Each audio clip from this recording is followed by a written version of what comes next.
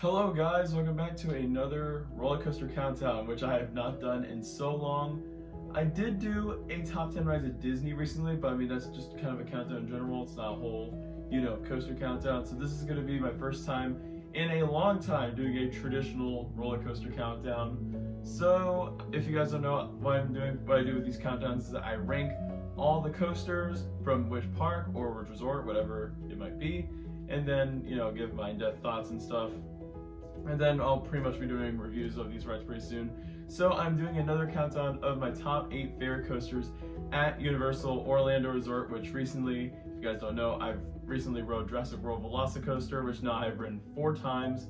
And I'll be posting an in-depth review of that roller coaster very soon, but I'm definitely going to be talking about it in this video as well. So if you guys don't know, Universal Orlando Resort is now home to 8 different roller coasters, 9 if you count Terrain on Flyers, which I don't count Terrain on Flyers, I'm sorry. Or 11 if you count the High in the Sky Who's Trolley train ride. Like, theme park hunting, you know if you're watching this. Not a coaster. Just not a roller coaster. But nonetheless, we're going to start with this whole countdown here.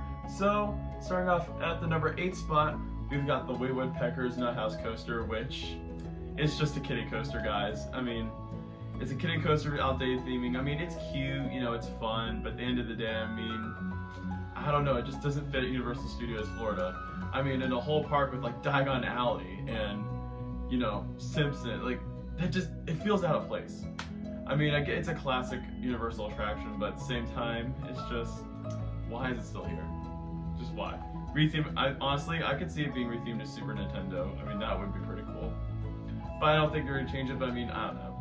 Number 7, we've got the Fly the Hippogriff, which is another kiddie coaster at Universal Orlando Resort, this one being an Islands of Adventure, but this one fits way better as it is, relevant, unlike Woodpecker's Nut House Coaster.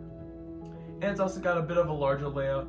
It might not be as smooth as Woodpecker, but at the same time, it just fits way better in the area. And plus, the theming's actually pretty decent. I mean, you can see Hagrid's hut at one point, which is also, could count as the line for Hagrid's. But then also, I mean, you've got the castle nearby, which looks beautiful. And yeah, it's just a fun little kiddie coaster. So now we're getting into the real coasters. At number 6, we've got Harry Potter and the Escape from Gringotts, which is a hybrid dark ride hybrid style attraction, which I think this is a really good ride. When I first rode it back in 2014, I was absolutely mind blown with this attraction. I just could not contemplate what happened after I got off of it.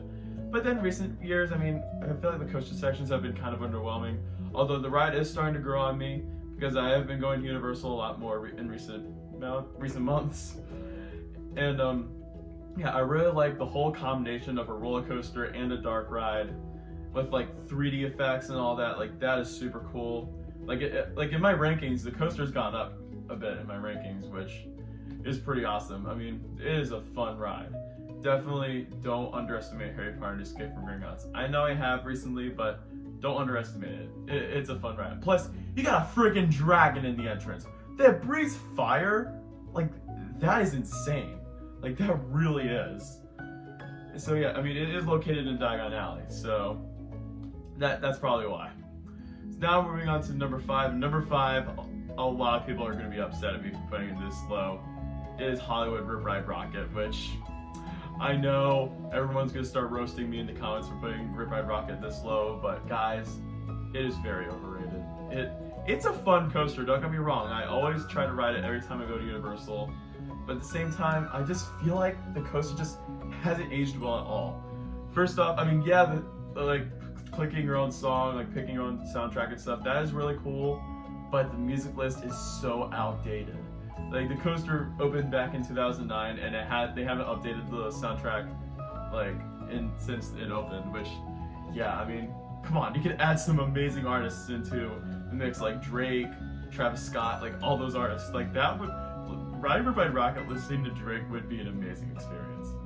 But then also the ride is just rough. It is a rough roller coaster. I feel like it just gets rougher every time, like every year I ride it. It's not unbearably rough, but it's just. It's sad because it's been operating for 11, almost 12 years actually, as of when this is being filmed. And also the mid-course brake runs get really excessive as well, which I think it's just like, why?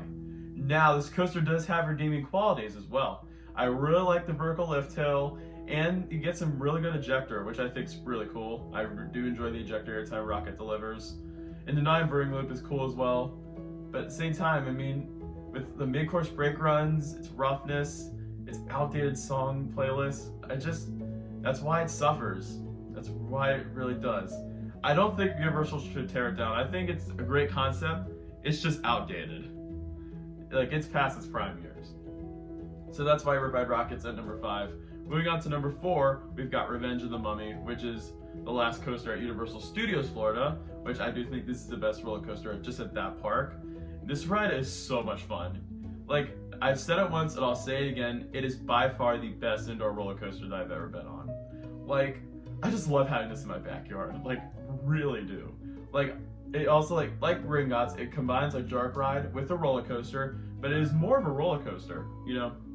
In the beginning, you're going through a whole bunch of rooms, you know, with mummies, swarm beetles, and yeah, fireballs, everything. But then you go into the coaster section and you just plunge into darkness and get some ejector airtime throughout the coaster section. You do feel some decent G-force as well. And also, after the fake show exit, I mean, they have a fake show exit, but if you want the best airtime, sit back row left seat. You get some crazy airtime. You'll thank me later. So yeah, Revenge of the Mummy is overall an amazing experience, just a great coaster in general, and it'll leave you wanting your cup of coffee. No pun intended. Now moving on to the top 3. These next 3, honestly, I just love these next 3 coasters a lot. All 3 of them right now are my top 25 before I go to Cedar Point Kings Island. But I love these next 3 roller coasters. They're just 3 incredible rides. And I always have a tough time like contemplating between the 3. But here's how I have them. At number 3, I have the Incredible Hulk, which is a launch B&M sit down, and this ride honestly is super underrated. With VelociCoaster and Hagrids being in the same park, people think this is going to be a very lost roller coaster because of those other two attractions, which we'll get to later. But guys, honestly, I don't think Hulk is a lost coaster by any means. I think it's such a fantastic roller coaster. I mean, launching out of the tunnel into a zero-G roll is one of the coolest feelings ever. Like, that's definitely like one of my favorite launches. Just launching out of the tunnel never gets old. And then the inversions are very powerful, very intense. It is a very intense coaster. If you don't like intensity, then you would not like the Incredible Hulk. And also the soundtrack is absolutely beautiful. Like, probably the best coaster soundtrack I've ever listened to.